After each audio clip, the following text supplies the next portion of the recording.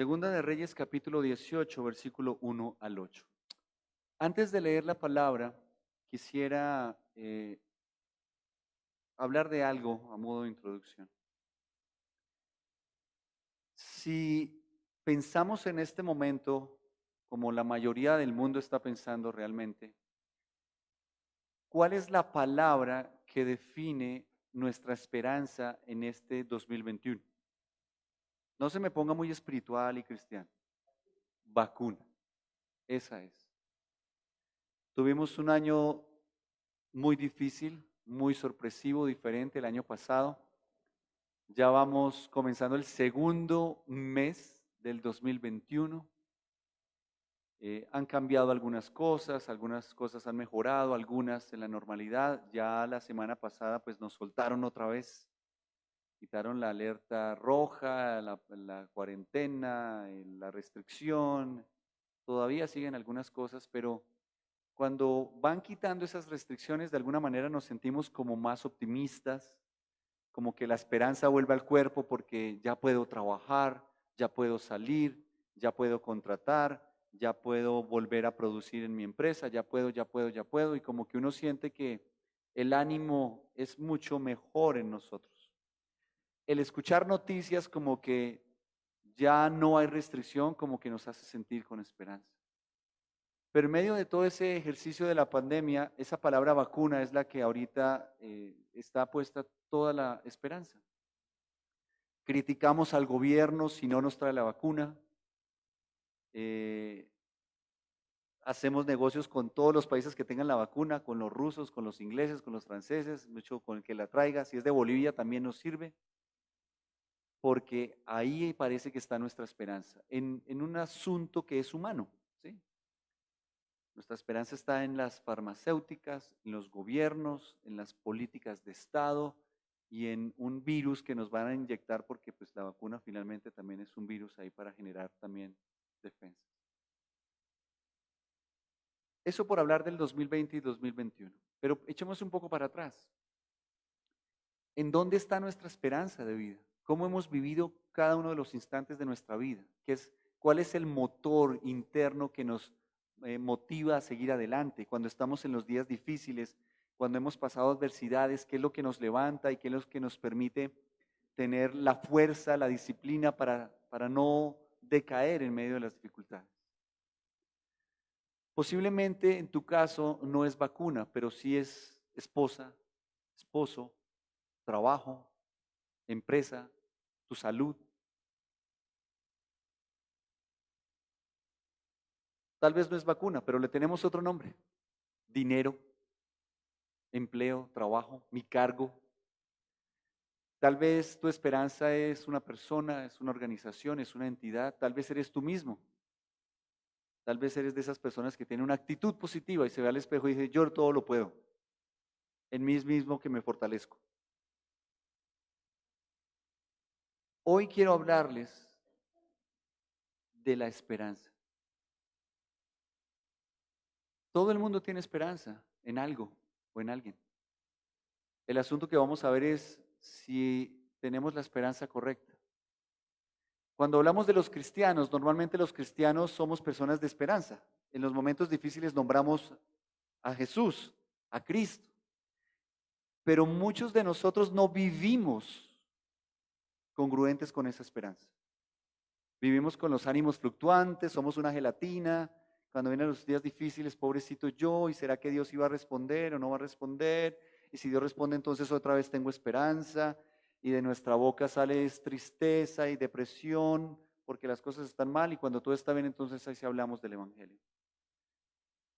Realmente un mensaje para el creyente de que tenga esperanza es un mensaje que no se debería dar.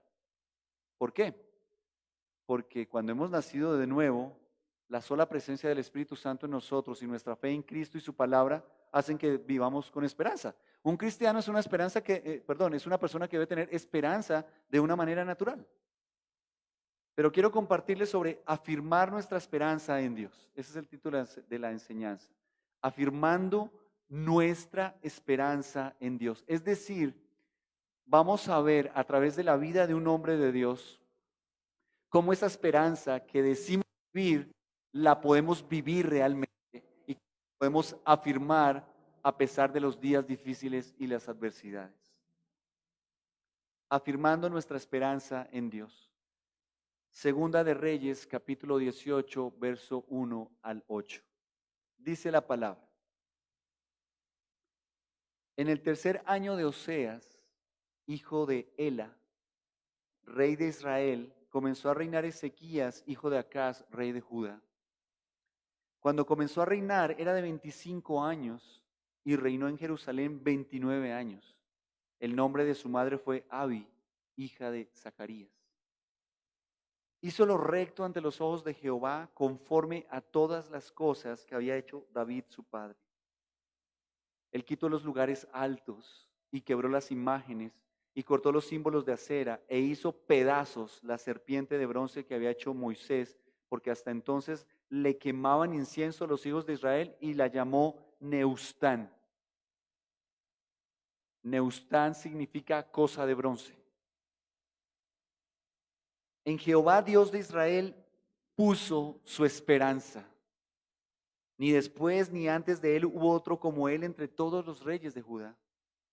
Porque siguió a Jehová y no se apartó de él, sino que guardó los mandamientos que Jehová prescribió a Moisés. Y Jehová estaba con él, y a donde quiera que salía, prosperaba. Él se rebeló contra el rey de Asiria y no le sirvió. Hirió también a los filisteos hasta Gaza y sus fronteras, desde las torres de las atalayas hasta la ciudad fortificada.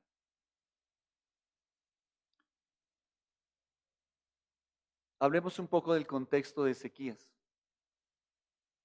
Ezequías tuvo al peor padre que pueda tener una persona. Si quieres conocer la vida de Acaz, pues hay que leer Segunda de Reyes y Crónicas, y ahí encontrarás la historia de Acaz. Él fue un rey malísimo, perverso, idólatra. Estaban gobernados por un dominio asirio.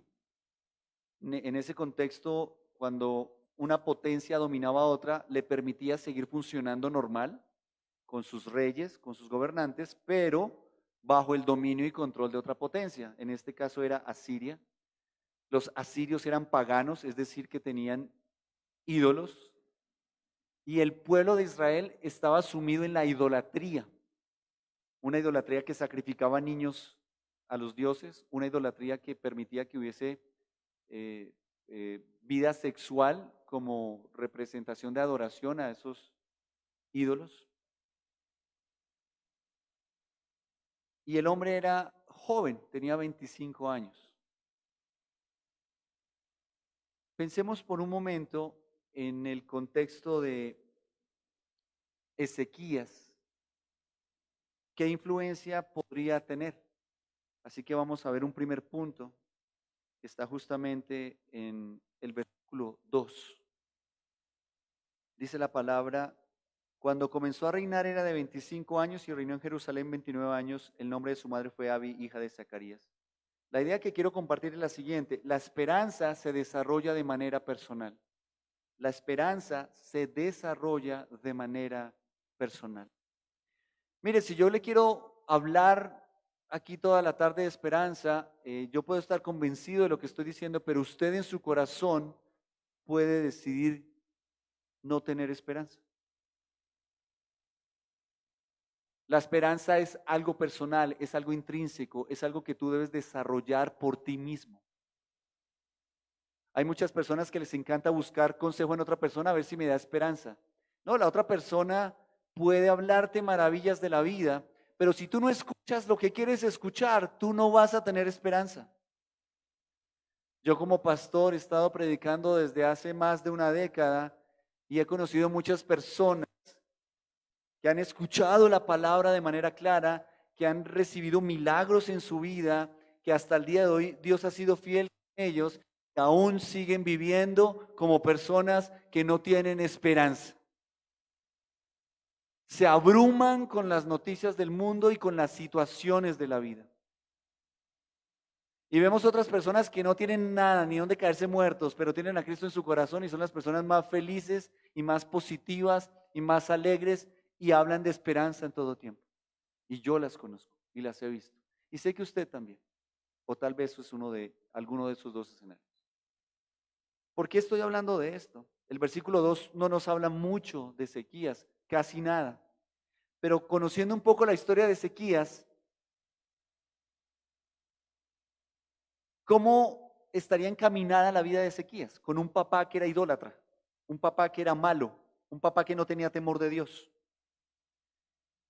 ¿En qué basaba su esperanza Acaz? En los ídolos. Lo que hacía Acaz para que las cosas le resultaran era prender incienso a los ídolos, era llevar ofrendas a los ídolos. Entonces, Ezequías, ¿qué aprendizaje habría tenido de su papá? Pues ese, seguramente él diría, si yo quiero algo en la vida, lo que tengo que hacer es adorar a un Dios, hacerle un sacrificio y voy a lograr las cosas. Su esperanza también podría radicar en que él era el heredero de Acaz. Entonces, pues yo tengo la vida como resuelta. El día que mi papá muera o me ceda el trono, pues yo voy a ser rey. Voy a ser un rey que rinde cuentas a otro rey, pero igual voy a ser rey. En ese escenario, sumémosle la juventud. Tengo 25 años nada más.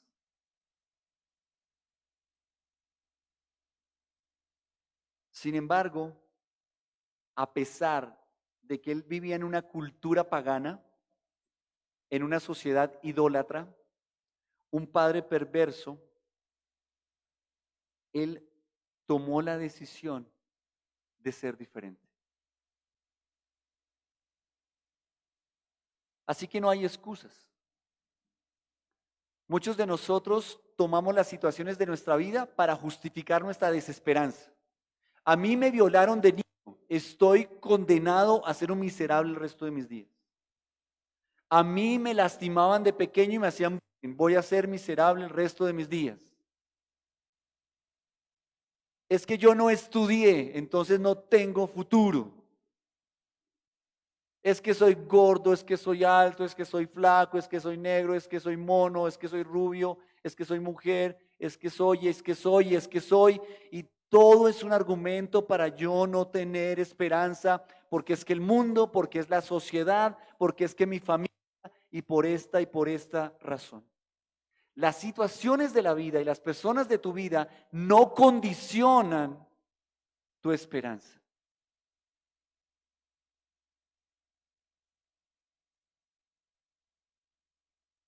Ezequías es un ejemplo de esperanza, ya lo vamos a ver más adelante. ¿Por qué creen que Ezequías reinó 29 años? Por la gracia de Dios, por supuesto, pero creo que porque fue un buen rey. ¿Cómo viviría Ezequías esos 29 años de reinado? ¿Qué iba a ver la gente de él como rey? Y más importante aquí en el texto, ¿qué iba a describir a Ezequías a la luz de la inspiración del Espíritu Santo? El que está hablando de Ezequías es Dios mismo y está describiendo a un hombre que vivió de cierta manera. Se sobrepuso a la influencia cultural, a la influencia paterna, al contexto de la cultura y tomó la decisión de vivir de cierta manera. Así que hermano, tú debes hacerte responsable de tus estados de ánimo. Deja de echarle la culpa a la gente. Deja de echarle la culpa al Estado.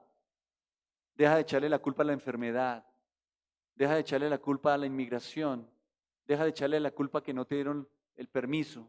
Deja de echarle la culpa al resto de cosas. Hazte responsable de tus estados de ánimo. La pregunta es, bueno, pero entonces, ¿dónde pongo mis estados de ánimo? Hacia allá vamos. La segunda idea es que la esperanza requiere santidad. La esperanza requiere santidad. En el versículo 3 dice la palabra: hizo lo recto ante los ojos de Jehová conforme a todas las cosas que había hecho David su padre.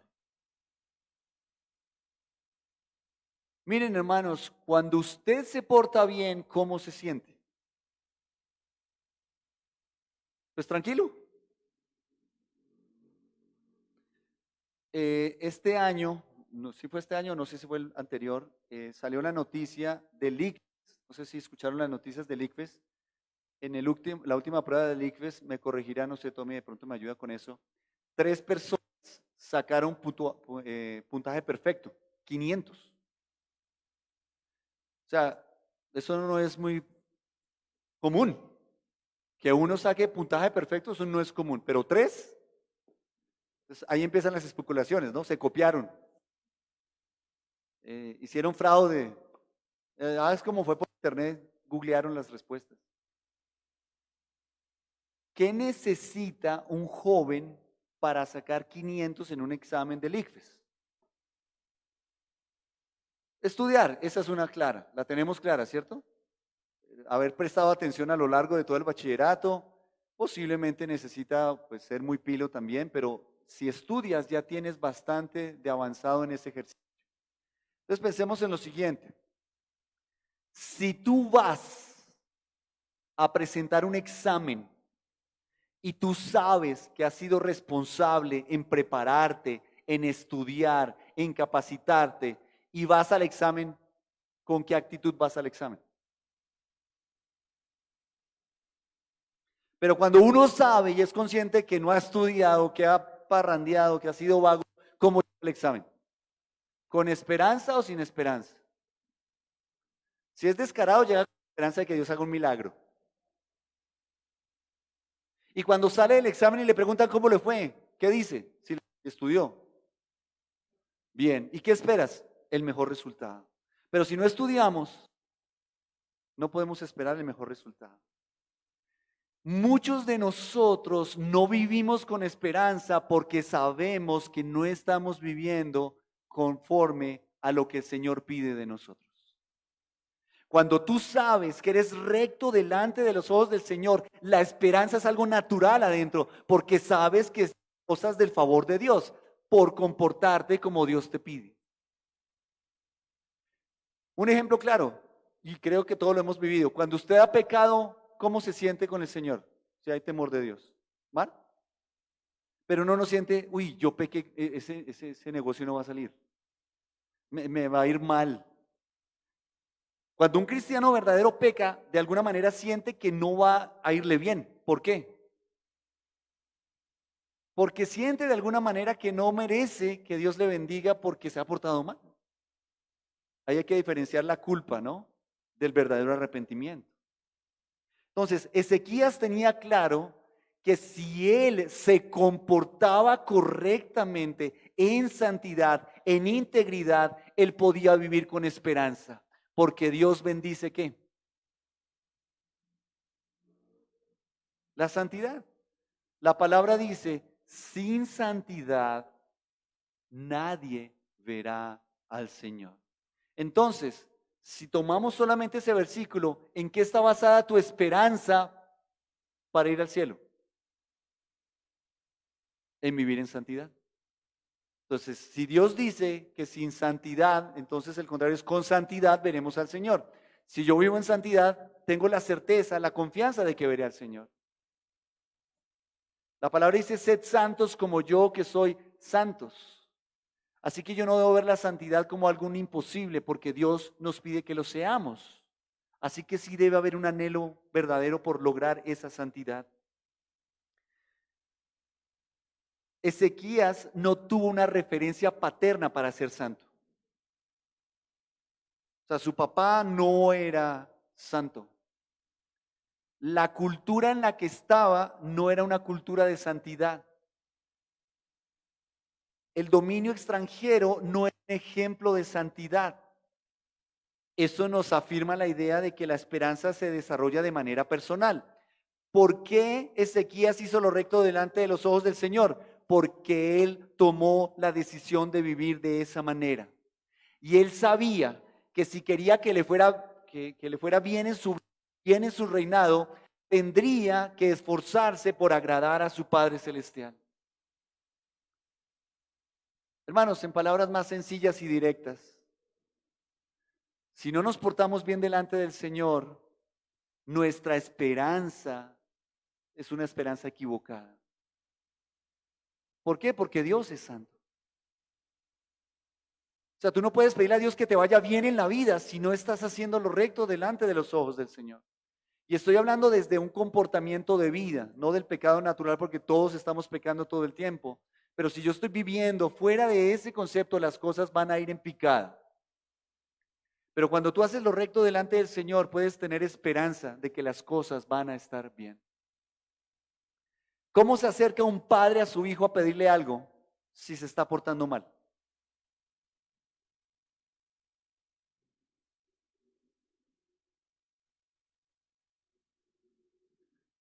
¿Cómo? Mira, aquí está mi hijo. Quiero hablar un poco de él, espero no avergonzarlo. Tommy tuvo un mal año en el bachillerato, un año que eso fue un complique. Eh, Pensamos que iba a perder el año.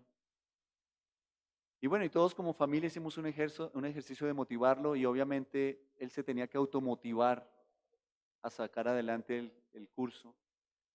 Y gracias a Dios, en su misericordia y al esfuerzo que él tuvo, pues pasó el año limpio. Tenía que sacar como en un examen final como que 4.9 y sacó 4.9 y pasó. Y me acuerdo que tú me dijo, me merezco un premio. Entonces yo le dije, no, no te mereces un premio, eso es lo que tenías que hacer, pasar el año. Ahora, él le ha ido muy bien en sus estudios y ha recibido premios. Y la actitud de él al acercarse a su papá es diferente.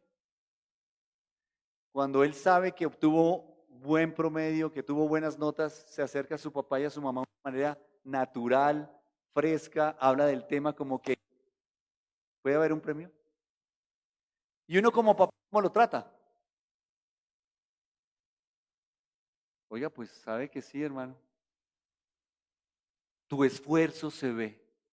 Y a mis ojos como padre, me doy cuenta de que estás haciendo lo que tienes que hacer. Entonces, ¿cómo se acerca un hijo a su padre en esas condiciones? Si anhela algo, con esperanza. Pero tú y yo no hacemos lo recto, vivimos totalmente desordenados y sin embargo queremos pararnos delante del Señor a decirle, dame. Aquel que vive en santidad puede tener una esperanza, una certeza de que Dios le escucha, Dios le bendice. ¿Cuál era el referente que tenía Ezequías?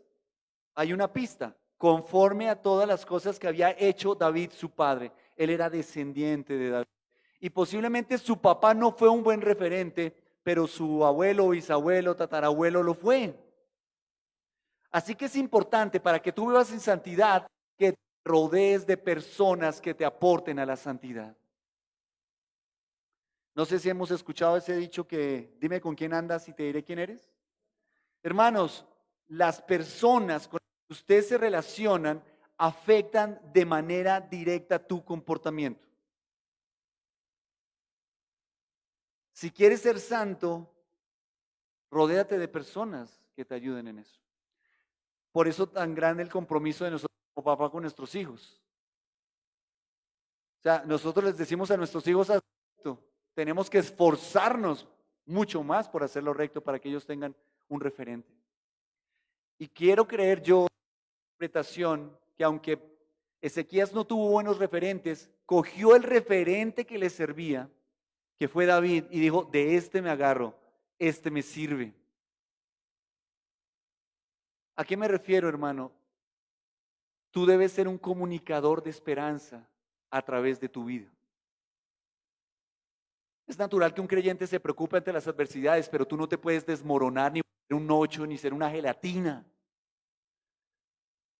Porque hay gente que te está mirando, hay personas a tu cargo que deben crecer con el concepto de dónde descansa tu esperanza. Y no estoy hablando de que oculte los problemas, es cómo enfrentas los problemas, con qué actitud la enfrentas. Y Ezequías, quiero creer que encontró en David un referente para eso. Si nos enfocamos en el pecado de David, usted dice, no, pero ese no era un buen ejemplo. Sin embargo, la palabra dice que David tenía un corazón conforme al corazón de Dios. Si a usted no le gusta entonces eso, pues discuta con el Señor de su opinión sobre David. En palabras sencillas, David también se esforzó por corregir sus pecados. Y si usted lee los salmos, están llenos de esperanza. ¿Por qué? Porque David se esforzó por hacer lo correcto y él sabía que si se esforzaba por hacer lo correcto, él tendría esperanza en un Dios bueno y generoso. No tuvo ejemplo de su padre, no tuvo ejemplo de la cultura, fue su decisión vivir en santidad. Vivir en santidad le permitía tener esperanza. Miremos el versículo 4. Él quitó los lugares altos y quebró las imágenes y cortó los símbolos de acera e hizo pedazos la serpiente de bronce que había hecho Moisés, porque hasta entonces le quemaban incienso los hijos de Israel, y la llamó Neustán. He titulado este punto como debemos quitar nuestra esperanza de las cosas del mundo. Debemos quitar nuestra esperanza de las cosas del mundo. Miren, hermano, ojalá pueda subrayar. Quitó, quebró, cortó e hizo pedazos.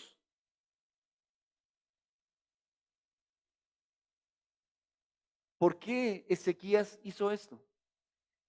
Antes de ser rey, él no tenía el poder para hacer eso. Pero tan pronto él, su poder, tenía la capacidad de decidir, la primera decisión que toma es usar el poder que tenía para quitar la idolatría de su vida. Entonces quiero unir los puntos. Cuando hablamos de que la esperanza se desarrolla de manera personal, tú tienes el poder, tú, en ti mismo, de hacer cambios en tu vida. Pero tienes que revisar dónde hoy tienes tu esperanza. Posiblemente hoy tú vives con desesperanza, a pesar de decir que eres cristiano. Tu esperanza no está verdaderamente en Cristo, está en tu trabajo, está en tu empleo, está en tu salario, está en tu esposa, está en tu esposo, está en tus hijos, está en una nacionalidad, está en una cantidad de cosas que no son el Señor. Y todas esas cosas no son un buen fundamento. ¿Por qué? Porque lo único que permanece para siempre es el Señor. Y Ezequías entendía que si quería comunicar a la sociedad que él tenía esperanza en el Dios verdadero, tenía que quitarle a todo el pueblo sus esperanzas en esas cosas. Nosotros en casa tenemos una manera de hablar con nuestros hijos. Y es que nuestros hijos, si quieren algo, nosotros les hacemos una pregunta.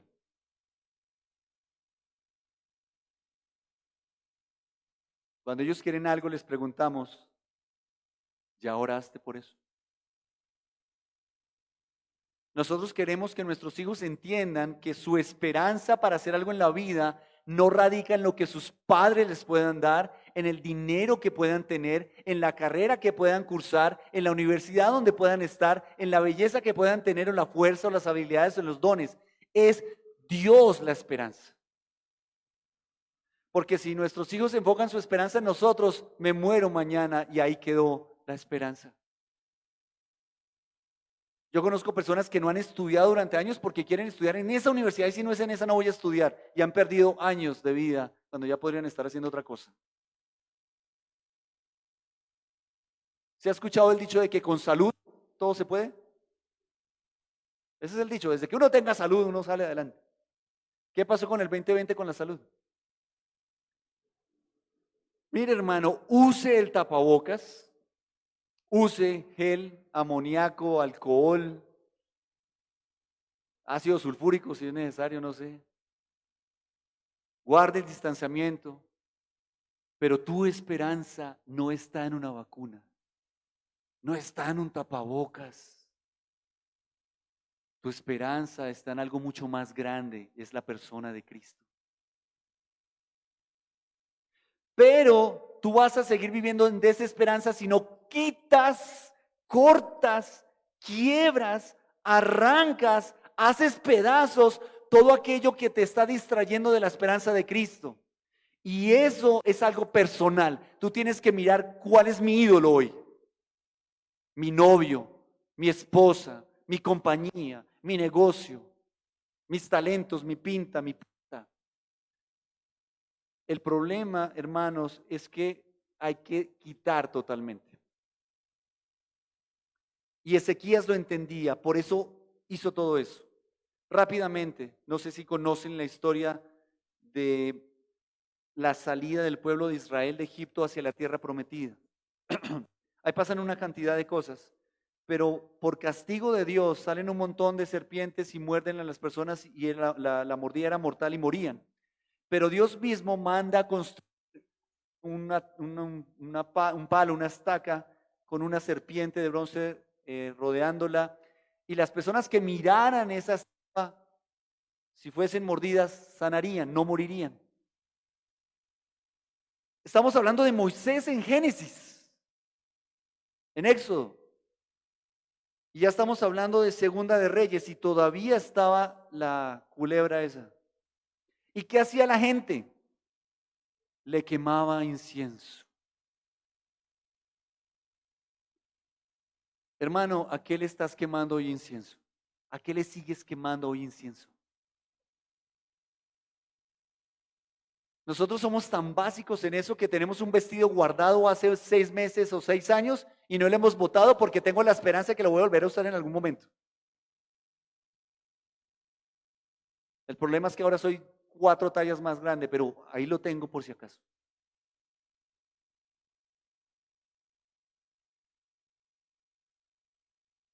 Tienes que revisar, hermano. Tal vez hoy vives flojo en tus emociones porque tu confianza está en un salario. Miren, hermanos, vamos a cumplir 34 años esta iglesia. ¿Y sabe por qué la iglesia sigue? Porque le pertenece a Cristo. En diciembre y en enero hay grandes gastos para la iglesia por los salarios, porque hay que pagar las primas, las cesantías y los intereses y no sé qué cosas. En diciembre y en enero las ofrendas no son las más grandes, entonces comenzamos el año siempre así como... Pero durante 34 años Dios ha estado proveyendo, porque la esperanza no está en su diezmo, la esperanza está en el Señor. Pusimos nuestra esperanza en una presencialidad y Dios nos la quitó, no la podemos pasar a la virtualidad, sigue siendo en Cristo. Yo no sé qué traiga el 2022, pero tal vez no vas a tener el mismo trabajo, no vas a estar en la misma ciudad, eh, estarás en otra cosa. Tu esperanza siempre va a seguir siendo Dios. Es hora de quitar nuestra esperanza de las cosas del mundo. Su esperanza, la esperanza de Ezequías no era un objeto, era Dios, no era una serpiente, era Dios. No podemos transferir nuestra esperanza a los medios que Dios da. ¿Quién fue el que puso la idea de la serpiente? Fue Dios. Pero Dios no dijo adoren a la serpiente indefinidamente. Y ni siquiera dijo adoren la serpiente, es miren la serpiente, porque es una tipología de Cristo. Así que si Dios te da un empleo, no pongas tu esperanza en el empleo. Si Dios te da una buena pareja, no pongas tu esperanza en esa pareja. Si Dios te da una bendición, no pongas la esperanza en la bendición. Siempre mantén la esperanza en el dador de la bendición y no en las bendiciones. ¿Qué dice el versículo 5? En Jehová Dios de Israel puso su esperanza. Ni después ni antes de él hubo otro como él entre todos los reyes de Judá. Aquí quiero compartir que la esperanza en Dios debe ser exclusiva. La esperanza en Dios debe ser exclusiva. Nuevamente vemos que él toma una decisión de poner su esperanza en cierto lugar. Miren, hermanos, imagínense que usted va a ser nombrado rey. Posiblemente uno tiene un plan de trabajo o tiene unos ministros o un congreso, un senado, unas personas de confianza, un plan económico, no lo sé. Pero entre todo ese ejercicio, la palabra de Dios resalta que la decisión de Ezequías para gobernar todo un pueblo y para vivir su vida, ¿cuál fue? En Jehová Dios de Israel puso su esperanza. Miren, en estos días escuchaba que, creo que fue ayer o anteayer, cumplió años Cristiano Ronaldo. Si leí bien la noticia fueron 36. Obviamente como cumplió años él y él es una persona muy conocida y famosa, pues nuevamente salen las comparaciones, ¿no? De cuántos goles hizo, cuántos no sé qué, ta, ta, ta. Eh, Leí algo que él decía, bueno, él cumplió 20 años además de ser futbolista profesional y decía, sé que no voy a tener otros 20 años de vida profesional, pero les prometo dar lo máximo de mí el tiempo que aún me queda. Y cosas de ese tipo. Entonces, cuando salen jugadores o estrellas del deporte, siempre se genera esa comparación entre el que fue antes de él y el que fue después de él. ¿Sí? Entonces, por eso Maradona y Pelé y Messi, entonces los comparan y quién es el mejor. Y por allá en el 2040 estaremos hablando de otro, que lo estarán comparando ¿con quién? Con los de esta época. ¿Por qué refiero esto? Piense en usted.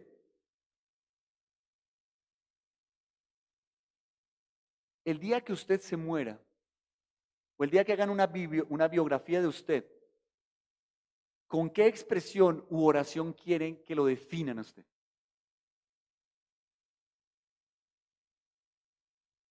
¿Con cuál? Mire, lo voy a hacer más personal, más mío. El año pasado, mi mamá quedó atrapada allá en Estados Unidos por la pandemia. O sea, apenas arrancó la pandemia, ya estaba allá. Y justo quedó en Nueva York, que por esa época, pues, que Nueva York era, mejor dicho, los zombies iban por las calles con el virus y todo ese cuento. Y ella estuvo atrapada ahí unos meses y luego logró ir a la Florida para estar con mi hermana y finalmente pues llegó aquí en septiembre y gracias a Dios está bien.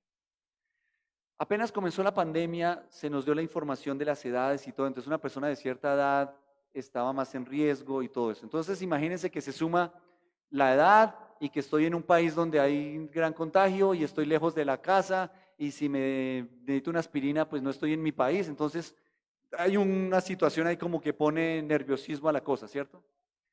Entonces mi papá todo preocupado por Carmencita, la traigo, no me la traigo, me voy para allá, ¿qué hago? ¿Cómo hacemos? Y bueno, todo ese rollo. Y bueno, debo confesar, hermanos, que el pensar en que mi mamá muriera, pues me generaba una profunda tristeza. Porque yo decía, bueno, y que si mi Carmencita se me contagia y se me muere y por allá, pues triste. Yo no pienso en la muerte generalmente como algo terrible. Pero debo confesar que sentí como que, oiga, si se me muere mi mamá, tenaz. Y estoy seguro que el día que suceda eso va a ser muy doloroso para mí y triste. Pero quiero decirles, y para los que conocen a mi mamá, del amor profundo que ella tiene por el Señor, de la vida de oración que tiene, yo puedo decir de ella, el día que muera, que Carmencita puso su esperanza en Cristo. Los que son buenos amigos de Carmencita saben que ella regaña y vacea cuando la gente no se concentra en Cristo y se pone toda intensa y habla de la fe en Cristo y hay que orar y es toda insistente en eso. Me regaña cuando digo, uy, mami, es que pasa algo en la iglesia. El Señor tiene el control. ¿Qué distinguía a Ezequías en su vida para que el mismo Espíritu Santo nos revelara hoy en día cómo era Ezequías? ¿De qué manera tendría que vivir Ezequías para que la palabra diga que en Jehová, Dios de Israel, puso su esperanza? Tu esperanza debe ser visible, hermano. Lo que tú haces define en dónde está tu esperanza. Si usted tiene su cuarto lleno de afiches de Messi, posiblemente ahí está tu esperanza. Si el libro que consultas para tomar decisiones es la Biblia, posiblemente es evidente que tu esperanza radica en Cristo. Y la palabra lo honra de tal manera que dice, ni antes de él, ni después de él hubo alguien como quién, como Ezequías. La gente debe saber que tú eres exclusivo de Dios y Dios es exclusivo de ti. Nosotros como creyentes no podemos estar dando consejos fuera de la voluntad del Señor. Lo aclaro. Si una persona está enferma, yo le digo, pues vaya al médico. Pero el ir al médico no es la prioridad, es ora al Señor, ten confianza en el Señor, ten certeza en el Señor y ve al médico. Miren, muchos creyentes se juntan con otros para hablar de desesperanza, no de esperanza. Muchos creyentes, y lo sé, no hablan conmigo porque saben qué les voy a decir. ¿Qué les voy a decir? Madure, hermano, confía en Cristo. Usted lleva 20 años en la fe, deje de ser una gelatina. Y no porque yo no haya pasado problemas y no haya pecado. Justamente por esas experiencias, sé que el único lugar donde puede descansar nuestra esperanza es en el Señor. En ningún otro lugar.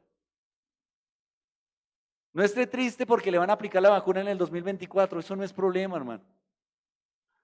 Nuestra esperanza no radica en eso. No ponga su esperanza en que su negocio sea próspero. Ahí no es la esperanza. No ponga su esperanza en una persona. No divida su esperanza en varias cosas, en una cuenta acá, en una persona allá, en un negocio allá. Dios necesita exclusividad. Y el mejor mensaje que Ezequías podía darle a su pueblo era que su esperanza era exclusiva en el Señor. Así que necesitamos constancia y congruencia en nuestra esperanza. La esperanza no es algo que simplemente se habla, es algo que se debe vivir. Tienes que tomar decisiones, consulto con Cristo. Estoy enfermo, confío en Cristo. Me van bien las cosas, confío en el Señor. Pero no podemos estar cogiendo al Señor en las buenas y en las malas vamos a buscar otras respuestas en otros lugares a ver si de pronto. En el versículo 6 hay dos ideas. La primera, la esperanza debe ser constante y fiel. La esperanza debe ser constante y fiel. Dice el versículo 6, porque siguió a Jehová y no se apartó de él. ¿Cómo revelaba Ezequías su esperanza? Miren, últimamente pongo de referencia al perrito de la casa, ¿no? Estoy aprendiendo mucho del perrito de la casa. En mi casa me hacen cierto bullying porque dicen que yo no quiero al perro, pero que el perro sí me quiere a mí. ¿Y en qué se basan esos argumentos? En que el personaje me sigue por la casa. Él está acostado y yo bajo y le digo, tomándolo del pelo, ¿no? ¿Qué es ahí? Voy a bajar. No quiero que me sigas. Quédate ahí, no te voy a dar nada. Maureen sabe que a veces para tomar el pelo a ella hago así. Y le sigo hablando al perro, no te quedes, quédate ahí. Y me voy caminando cuando sale el perro corriendo. Y yo le digo, perro tonto, te dije que te quedaras arriba. ¿Por qué quiero usar esta ilustración, hermanos? Así debemos ser nosotros. Nosotros debemos seguir al Señor, estar detrás de Él. A Él le encanta eso. Esa es una muestra de que tenemos esperanza. ¿Y por qué uso esta ilustración? Porque el perrito, en su instinto, siempre tiene la esperanza de que al seguirme yo que le dé una galleta. Yo no se las doy todo el tiempo. No soy tan malo como ustedes creen. Le doy su galletita de vez en cuando. Y él ya asoció eso, que como que este personaje de pronto me bota algo. Y esa es su esperanza. Nosotros no seguimos al Señor para que nos bote la galleta, sino porque sabemos que Él es bueno con nosotros. Y Ezequías lo entendía. Él sabía, yo no puedo tener la mitad de mi reinado puesta la esperanza en el Señor y la otra mitad de mi reinado en los ministros. Yo debo tener una esperanza permanente y exclusiva en el Señor, pero yo debo ser constante. Hermanos, yo no puedo creer que nosotros como cristianos estamos bien y estamos aquí con el Señor y papito Dios y gloria a Él. y viene una situación mala, ¿qué hago, pastor? Y pastor, y entonces, y Dios me abandonó, y la cosa está mal. ¡Pum! Te bendice el Señor. Salimos a predicar en el Transmilenio, en la Plaza Bolívar, hablando de la fidelidad del Señor. Y vuelve otra vez otro problema. Y otra vez con cara triste. Y le decimos a los hijos y a la familia, ¿qué vamos a hacer? Cortémonos las venas. No, hermanos, la esperanza debe ser constante, porque en la medida que tú no eres constante en tu esperanza, estás revelándole al Señor que no crees verdaderamente en Él. No importa las circunstancias, mi esperanza no cambia. La esperanza no debe estar circunscrita a las adversidades, a los problemas. Mi esperanza descansa en la persona de quien es Dios. Las cosas cambian, pero Dios nunca cambia. Y yo sé que todos aquí hemos vivido milagros, que uno mira para atrás y dice, oiga, sí, me acuerdo cuando tuve cáncer y ahora no lo tengo. Ahora no tengo trabajo y me preocupo. Eso no tiene lógica, hermanos. Porque siguió a Jehová y no se apartó de él. Miren, hermanos, no nos podemos apartar del Señor. Tu esperanza está firme ahí. Cuando te apartas del Señor, eso sí es vivir sin esperanza. Porque la palabra dice, lejos de mí, nada podréis hacer. Juan 15, hablando de los pámpanos, David y los pámpanos. Está garantizado, lejos de mí no tienes esperanza, pero conmigo puedes tener esperanza. ¿Qué dice el versículo 6? Sino que guardó los mandamientos que Jehová prescribió a Moisés. Otra idea en ese versículo 6 es que la esperanza requiere obediencia. La esperanza requiere obediencia. Hermano, cuando usted desobedece la instrucción de Dios, lo que le está comunicando a Dios es que usted está dudando de que lo que Él dice que usted haga sea bueno. Mire, lo voy a poner en términos así feos a las personas que están acá solteras. Si tú te casas con una persona que no tiene a Cristo en tu corazón, tu matrimonio no tiene esperanza.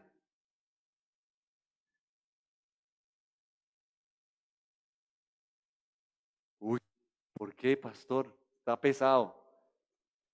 La Biblia dice, no te unas en yugo desigual, la luz y la tiniebla no se pueden mezclar.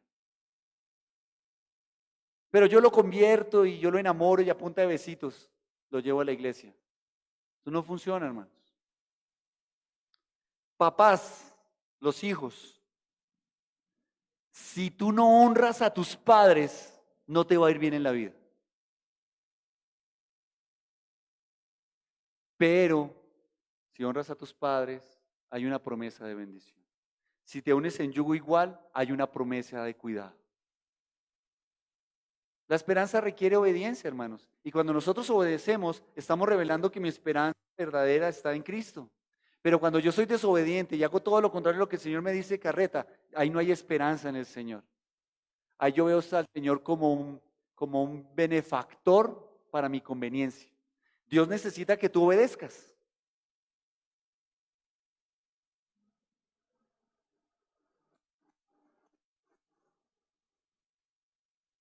Versículo 7. Ahí hay tres ideas. La primera, la esperanza en Dios garantiza bendición.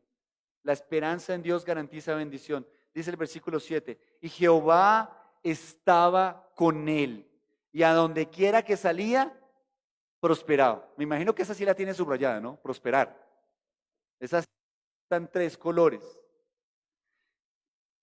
Era lo que permitía que Dios estuviera con él y que todo lo que él hiciera prosperara.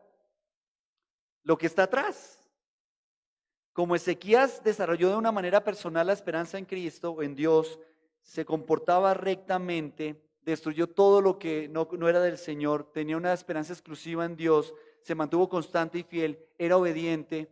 ¿Qué generaba eso en la vida de Ezequías? Y Jehová estaba con él y a donde quiera que salía prosperaba. Mire, Dios nos ama tanto que hasta nos corretea, hermanos. Usted y yo queremos estar en otro lado y Él ahí detrás de nosotros.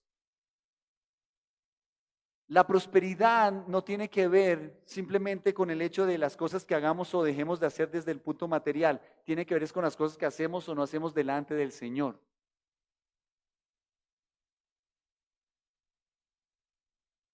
Mire, si usted ama a su hijo es bueno, se porta bien, juicioso, y usted tiene todos los recursos, ¿usted qué haría como papá?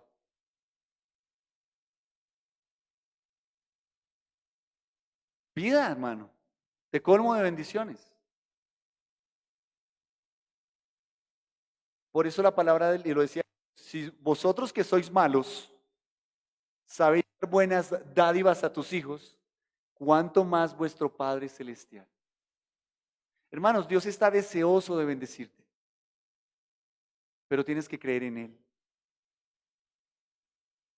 Debes poner tu esperanza en el lugar correcto. Por favor, no pongas tu esperanza en el mundo, ni en las organizaciones, ni en las personas.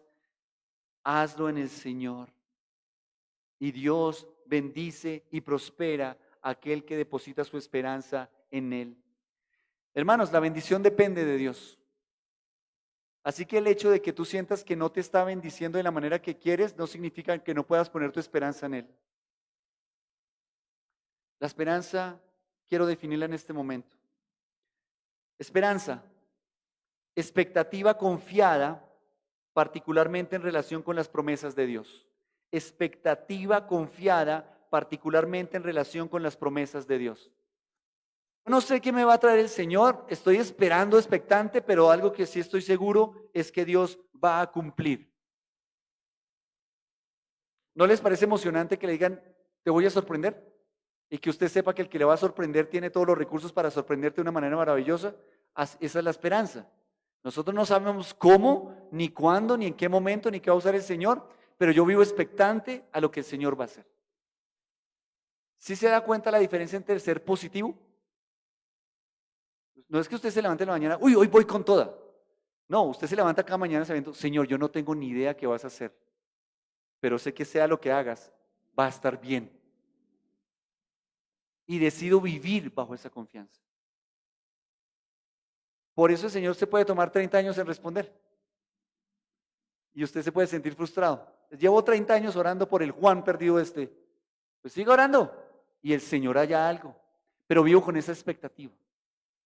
Otra definición es la esperanza bíblica, perdón, la esperanza bíblica es la anticipación de un resultado favorable bajo la guía de Dios.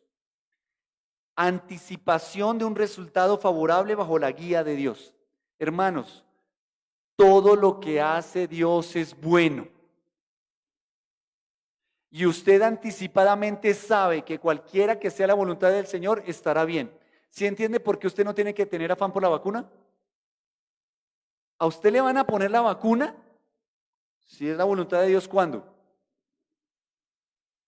Cuando Dios sepa que es el momento de ponerte la vacuna. Entonces yo no me afano. Y si no me la ponen, pues Dios sabía que no me la tenía que poner. Vuelvo y le digo, por eso usa el tapabocas, el gel, el alcohol, pero si Dios ha determinado que le va a dar COVID, pues eso es problema del Señor. Pero yo siempre espero lo mejor porque Dios es bueno. Ahí está mi esperanza. Otra definición es la confianza en que lo que Dios hizo por nosotros en el pasado garantiza nuestra participación en lo que hará en el futuro. Es la confianza en que lo que Dios hizo por nosotros en el pasado garantiza nuestra participación en lo que hará en el futuro. Mire, hermanos, estoy seguro que todos aquí hemos recibido milagros de parte del Señor. ¿Cuándo? En el pasado. Como ya lo hizo en el pasado, eso me brinda la confianza ¿para qué? Para leer el futuro. Ya Dios lo hizo, lo ha hecho millones de veces, cientos de veces. ¿Por qué va a dejar de hacerlo en el futuro? Su amor no ha cambiado. Por eso nuestra esperanza es sólida en Él. El pasado es un reflejo que nos da esperanza en el futuro para ser optimistas en el presente, para ser optimistas respecto al futuro. Solo Dios es la base y el objeto de la esperanza. Y hay dos razones fundamentales por las que usted puede tener esperanza en el Señor. La primera se debe a lo que Dios hizo por medio de Cristo. Dios entregó a su Hijo, porque de tal manera amó Dios al mundo que ha dado a su Hijo. El solo hecho de que dio a Cristo ya nos debe ser suficiente para tener esperanza. Sin embargo, nos dio un combo agrandado. ¿Cuál es la segunda razón? El Espíritu Santo que mora en el creyente. Entregó a su Hijo y entregó al Espíritu Santo. ¿Dios es digno de confianza? Ahí está nuestra esperanza. Por eso nuestra esperanza debe ser visible al mundo. En el versículo 7 dice, y Jehová estaba con él y a donde quiera que salía prosperaba. Él se rebeló contra el rey de Asiria. Ezequías entendió que solamente no tenía que mandar un mensaje a su pueblo, sino también a aquel que lo dominaba. Él tenía que rebelarse a Asiria. Hermanos, el mundo debe saber dónde está depositada nuestra confianza. Usted tiene que hablarle de frente al mundo dónde está su esperanza. Es decir, que usted debe ser responsable de lo que comunica al mundo. Si escucharon la noticia de un señor pastor, no sé, no me acuerdo de dónde, que el 28 de enero se iba a acabar, iba a hacer el arrebatamiento, no sé, eso salió por las noticias. Ya estamos hoy a qué, 6 de febrero, 7, no sé. ¿Y qué? ¿Cómo quedamos nosotros los cristianos? Hacemos el oso. ¿Por qué? Porque nosotros hablamos al mundo. Hermanos, en el mundo tendréis aflicciones, pero confiad en mí que he vencido al mundo. Tú puedes pasar situaciones difíciles, tener momentos de tristeza, depresión, pero no es tu condición de vida, porque nuestra esperanza en Dios debe ser visible al mundo. Y finalmente, la esperanza en Dios se revela en nuestro servicio. La esperanza en Dios se revela en nuestro servicio. Dice el verso 7, Él se rebeló contra el rey de Asiria y no le sirvió. Hermanos, si tú no le sirves a Dios, tú no tienes esperanza verdadera en el Señor.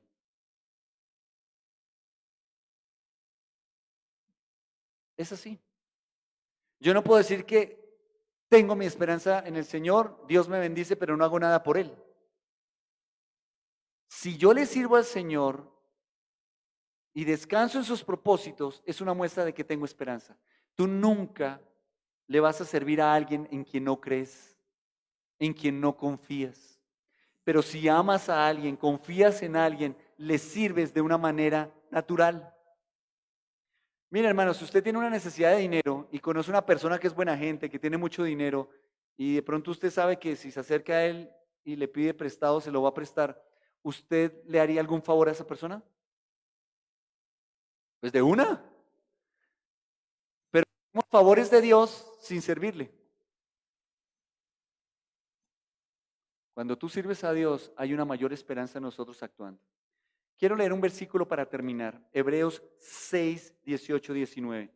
Hebreos 6, 18, 19. Y este es uno de los versículos que usted tiene que tener grabados en su mente, en su corazón, en su espíritu, en una tabla impresa en la casa, subrayado. Dice la palabra.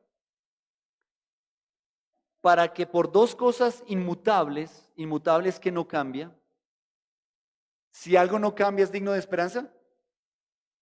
Claro, siempre es bueno Dios, Él no va a cambiar. Dice, en las cuales es imposible que Dios mienta.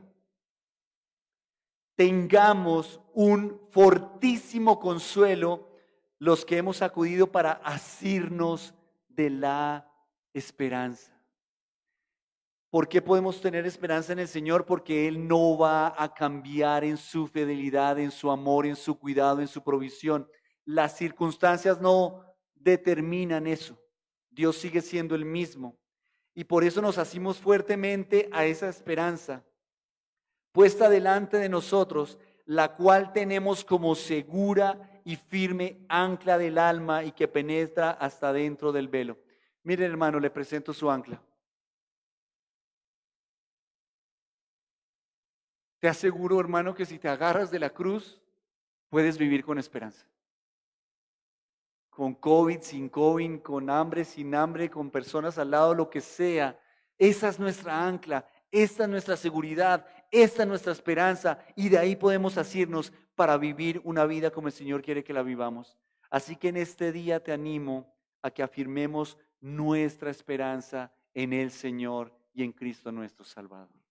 Vamos a orar.